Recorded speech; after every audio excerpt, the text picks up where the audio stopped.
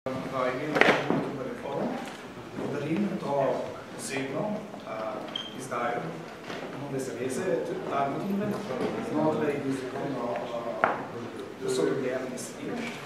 Tako da današnjim praznikom, letošnjem leto, in tudi glede na to, da kako povezujete slovenski narod, verjamem, da je Svetopismo knjiga, ki še posebej povezuje, ne samo kristjane, tudi vse ljudi dobre volje in izraz zahvali v imenu Univerzitetske cerkve v Sloveniji. In to je tudi projekt, ki je povezan z sodno Evropsko komisijo in je prvi izvod 50.000 teh novih zavez, ki bodo se delile v naslednjih dneh, tednih in je kot darilo Univerzitetske cerkve v Sloveniji slovenskim ljudem, zato da nekako ukrepimo to zavest, ki jo nosimo vse veliko krat na zavedamo.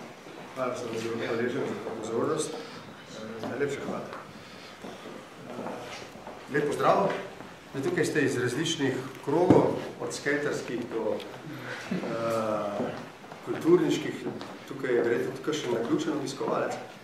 Nič ne bom delal vodov, mogoče vas karkoli zanima, oziroma s tem, kar vidite, vas kaj zanima, kdo kaj je rekel. Prosim, izvolite.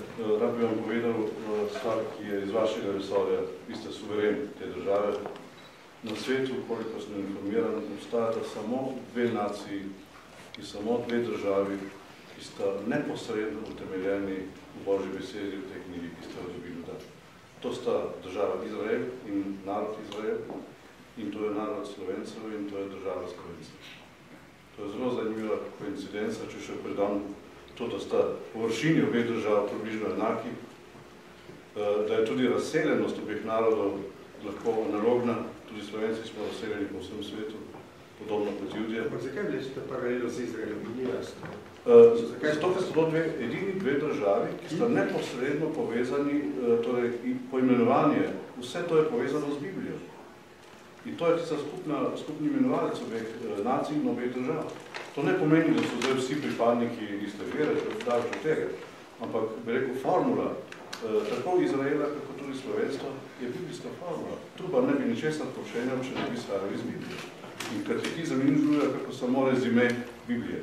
In tam smo mi prvič omenjeni z besedo Slovenci. V uvodu v Novo zavezo celo prvič imenovan Slovengrad, slovenski imena, to so te prve. Hvala. Prav? Hvala.